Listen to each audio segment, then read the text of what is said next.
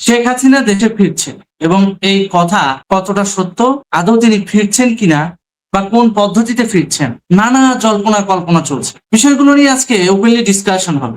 তার আগে আপনাদেরকে জিও পলিটিক্যাল পরিস্থিতি একটু এক্সপ্লেইন করি যে বর্তমান বিশ্ব রাজনীতিটা কেমন চলতেছে। তাহলে আপনারা অনেক বিষয় আপনাদের মস্তিষ্ক দিয়ে অ্যানালাইজ করে বের করতে পারবেন শেখ হাসিনা ফিরছে কি ফিরছে না। খেয়াল করে দেখবেন 31 মে 2026 ডোনাল্ড ট্রাম্প কি বলেছে, ইরানের সাথে যুক্তরাষ্ট্রের যুদ্ধে জড়ানোটা ঠিক হয়নি, যে ইরানের সাথে যুক্তরাষ্ট্রের যুদ্ধে জড়ানো উচিত হয়নি। কেন বললেন হঠাৎ করে?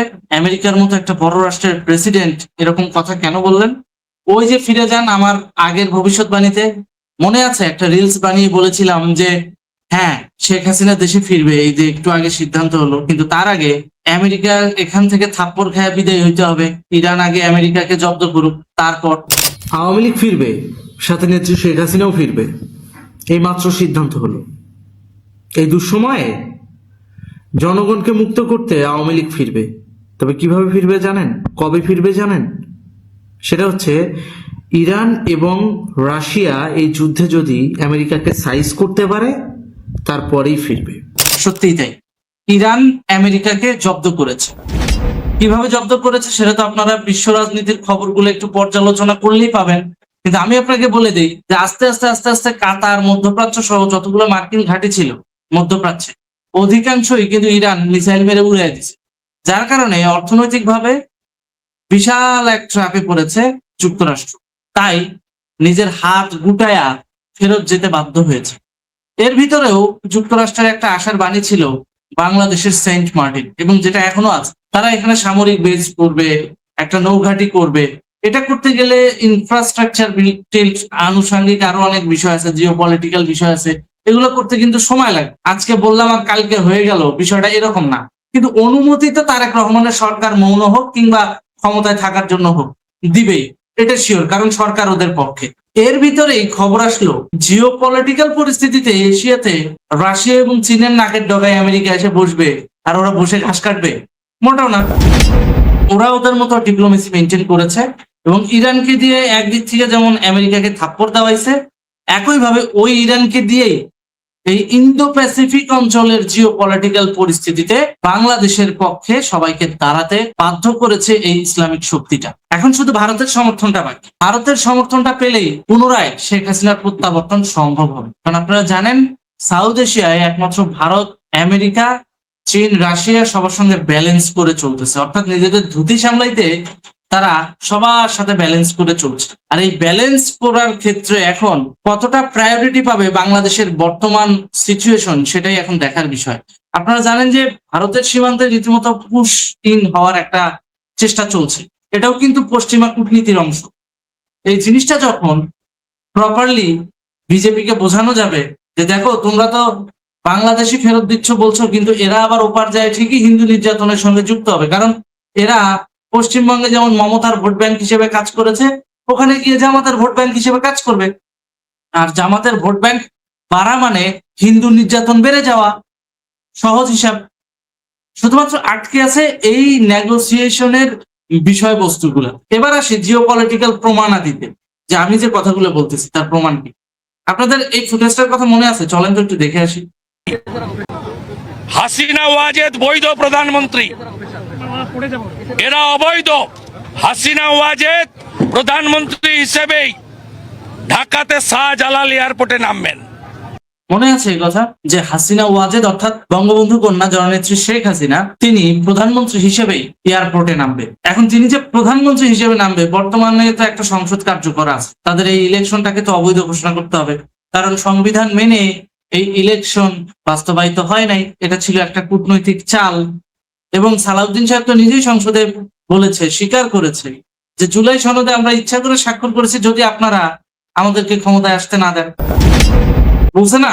তো এখন বর্তমান সময়ে সাবেক প্রধানমন্ত্রী যেহেতু পদত্যাগ করে নাই, তাহলে নতুন প্রধানমন্ত্রী কিভাবে দায়িত্ব পায়? আর এই কারণেই কূটনৈতিক ভাবে এই ব্যাক ইনফরমেশন গুলো তারেক রহমানের কাছে ছিল বলেই তিনি কিন্তু ওই হামে শিশু মারা যায় তিনি যায় সিনেমা দেখে, সে বিভিন্ন জায়গায়। আসলে মেইনলি তারেক রহমান তো কমিশন বাণিজ্য নিয়ে ব্যস্ত, কারণ ও নিজেও জানে তো বেশি দিন সরকার চালাতে পারবে না। একটা কোয়ালিশন ইলেকশন আর একটা ইঞ্জিনিয়ারিং করা ইলেকশনের মধ্যে পার্থক্য আছে। আজকে মানব জমিনের পত্রিকার সম্পাদক মতিউর রহমান কি লিখেছে চলেন তো একটু দেখি।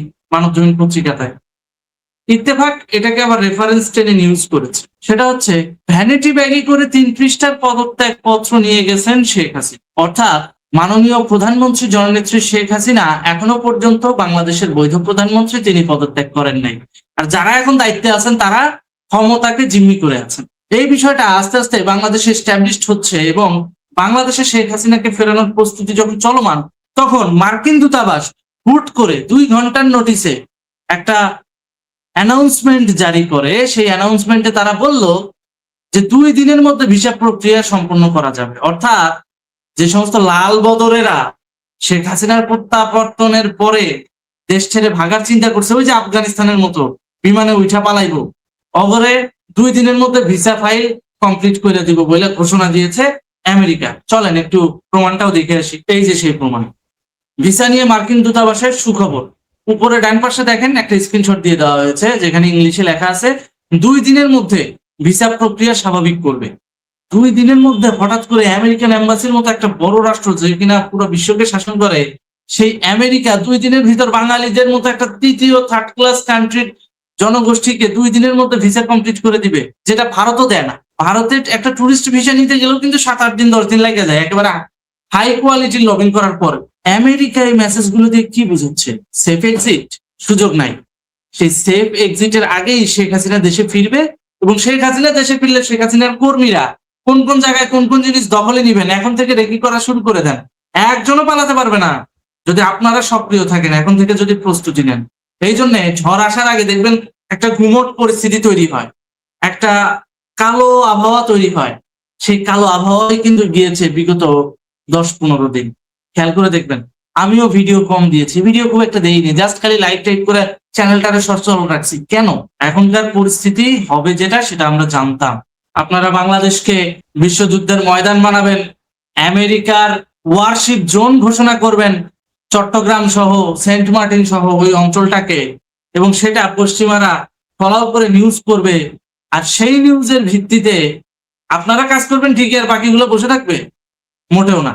যারা বাংলাদেশের স্বাধীনতায় বিশ্বাস করে, যারা বিশ্বাস করে বাংলাদেশের সার্বভৌমত্বে, তারা কখনোই এই ওয়ারশিপ ডিপ্লোমেসিতে যাবে না। কারণ বাংলাদেশ জনগোষ্ঠী সম্পন্ন দেশ এবং বাংলাদেশ সবসময় তার নিজস্ব জনগোষ্ঠীকে বেনিফিট দিয়ে সাধারণ জনগণকে ভালোবেসে স্বাধীন দেশ পরিচালনা করতে বদ্ধপরিকর।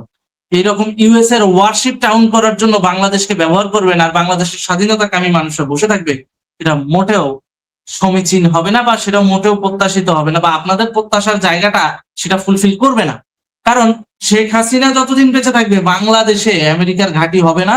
একই সাথে শেখ হাসিনা যতদিন বেঁচে থাকবে বাংলাদেশকে কোনো বহিঃসূত্রের 3য় বিশ্বযুদ্ধের ময়দান বানাতে দেওয়া হবে না। এ কারণেই এখন শেষ মুহূর্তে শুধু প্রস্তুতিটা বাকি। যেহেতু দীর্ঘদিন ভারতে অবস্থান করেছেন জননেত্রী শেখ হাসিনা, এখন ইন্দো প্যাসিফিক অঞ্চলের যে ডিপ্লোমেসি, এটাকে পুনরায় লাস্ট একটা সাফল্য মেরে তারপরে তিনি বাংলাদেশে ফিরবেন। ধন্যবাদ।